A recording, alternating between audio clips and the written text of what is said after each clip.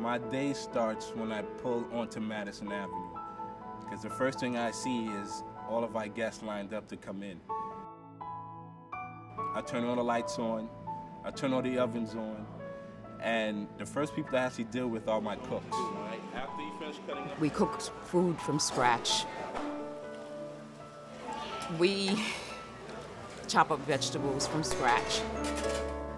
They take the bread and they slice it into pieces. We find a little bit of this, a little bit of that. Before you know it, we have a soup, we have a part of a meal.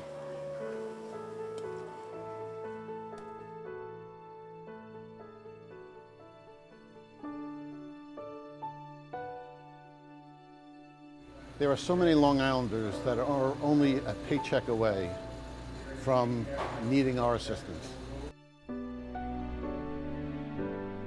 People that we serve in the inn could literally be our next door neighbors, live in our towns, go to school with our children. People do not know that this exists on Long Island. Hunger is here on Long Island. Homelessness is here right around in your own neighborhood. Nobody plans to be homeless. Nobody wakes up and says, I think I'm going to be homeless today. Something has happened in their life that pushes them into poverty. 3 out of every 10 people go to sleep hungry at night. How do you put food on the table if you don't have a job? How do you send your daughter off to school when you don't have money to buy clothing? To see people walking with their families, and this is their only hot meal of the day, it's really gut-wrenching. I thank goodness that they do have a loving place like the inn that does care about them.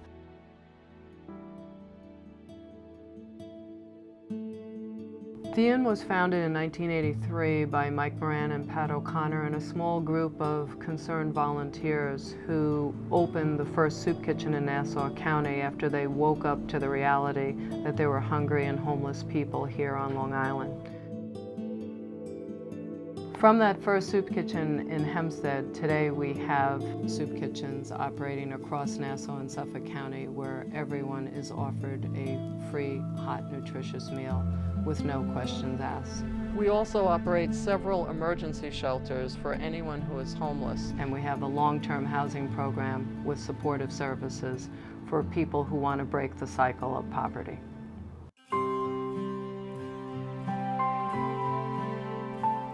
People think about a soup kitchen, you think you're just coming for a meal. we also have a clothing boutique here. People can come in and they can take shoes or a jacket. They need clothing for jobs, or they just need clothing period for their kids to go to school. We have counseling service, we have housing referrals, education referrals, employment referrals. You can also get a nice shower if you'd like a shower. We provide all of our guests with access to a 5-pound bag of groceries from our Guest Choice Pantry. Like during Thanksgiving, we give out turkeys. What's so interesting about the inn is everyone does think of it in regard to, you know, the soup kitchens, but there are so many, there's about a dozen or more long-term housing and shelters. Today, the inn operates 3 emergency shelters. 2 are for families and 1 is for single men who would otherwise be living on the street. It's so nice to let these people live in a place where they have beautiful living rooms and, you know, their own bunk beds or beds. And, you know, some of the shelters for families, they have their own room. When they walk in, it's almost as if they want to make sure they're in the right place because they can't believe they're walking into a regular house. Seeing children playing with their toys, this is literally their home. So the word homeless or the word shelter really disappears. You know, they eat as families, which is, it's just so nice that they maintain that dignity that people deserve, everyone deserves.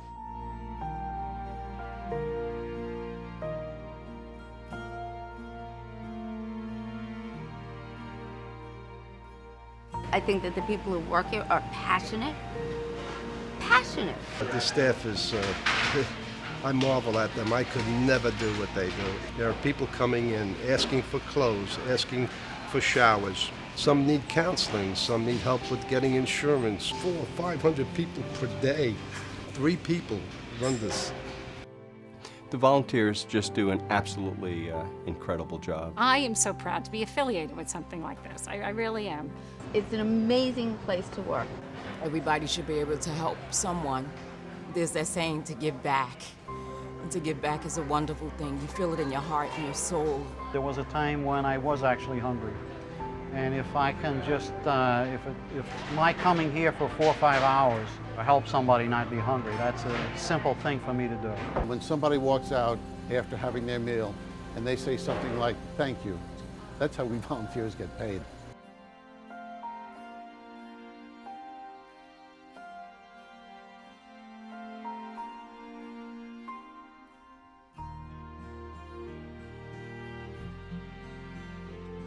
Every donation goes back to the guests. Every dime that they get goes to these people. Every dime they get. They don't waste. They're extremely professional. I think what makes the Inn unique is that it's a local charity that contributes to women, to men, to children, and they're our neighbors. I mean, it's very simple.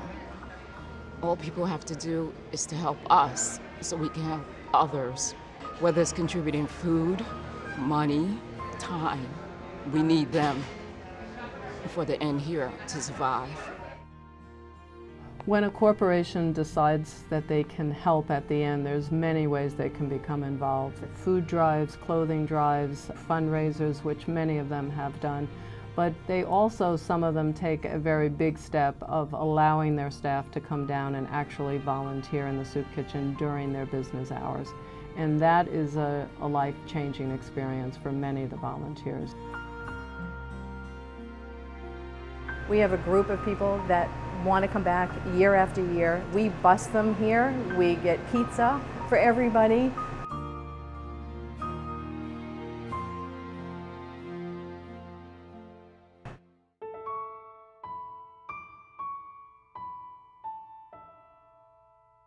Without the Inn,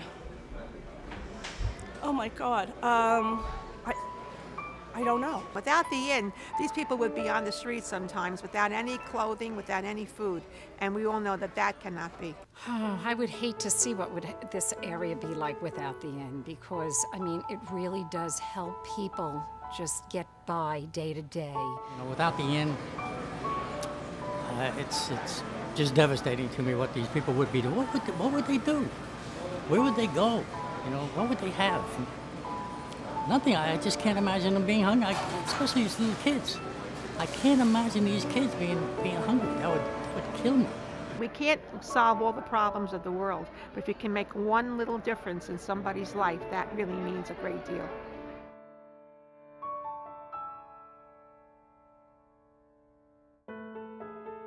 It was Thanksgiving time, and we were giving out turkeys. This one man came in, and I was watching him, and I could see right away he had never been in the building before. He went to reach in his pocket to get out what appeared to be his wallet, and one of the volunteers tapped him on the hand and said, "No, no, no, no, you don't need anything here." You could see it was welling up in him a sense of surprise that not only he, but the people in front of him and behind him were receiving in the same way. And he took the turkey, and now you could see his eyes were totally glassed over from tears in them. As he turned to leave, he had tears running down his face, and he said, "At least somebody understands."